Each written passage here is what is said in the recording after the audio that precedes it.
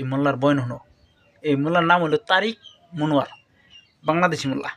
Doctor ইউনূসকে ধন্যবাদ জানাই, 30,000 কোটি গতবার আছে, এইবার প্ল্যান নিয়ে গেছে। এ তো কথা কয় কম, কাম করে। আল্লাহ তোরে আরো বরকত দেখতে ইউনূস ভাই, ও কাকা আল্লাহ তোরে বরকত দেখ। এটা হলো তার আগের বয়ান। ইয়ার পরেরটা ইউনূসের নিয়ে ইয়ার পরের বয়ানটা হলো। পারবেন না। এই সময়ের মধ্যে সবচেয়ে বড় মূর্খ ছিল ডক্টর ইউনূস। জুলাই সনদের 12টা এটাই বাজিয়ে দিয়ে গেছে। নিজে কত শেয়ানা গাবুর, ইসলামের সাথে তার কোনো সম্পর্ক নাই, আগা গোড়া বেনামাজি একটা লোক। এক ওয়াক্ত নামাজও পড়তো না, নামাজ পড়া জানতো না। এই ফাজিলটা ইসলামের বিরুদ্ধে সবগুলো রায় দিয়ে গেছে যে কয়দিন ছিল। তাহলে কও এইসব মোল্লার বিরুদ্ধে কথা কম না, মানুষের বিরুদ্ধে কথা কমু, ভালো মানুষের বিরুদ্ধে কথা কমু, এইসব মোল্লার বিরুদ্ধে কথা গল্প।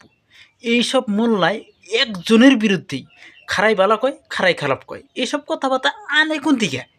এইসব কাঠমোল্লারা এই ফতোয়াগুনা পায় কোনো? এইসব কি কোরআনের মধ্যে আছে? এইসব কি হাদিসের মধ্যে আছে? কিচ্ছু নাই। এইসব আর বানাই না, এইসব কাঠমোল্লা বানাই না ফতোয়া। এইসব মোল্লারে বয়কট করা দরকার। এইসব মোল্লায় মানে ইসলাম ধর্মটাই ধ্বংস করে দেব। অলরেডি তো কইরা দিছেই, আরও করে দেবো।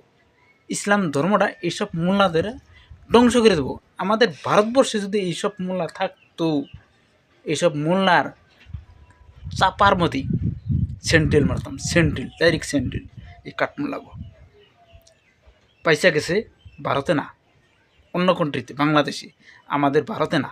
তাও কথা সহ্য হয় না, মানে তাই তুলে ধরলাম।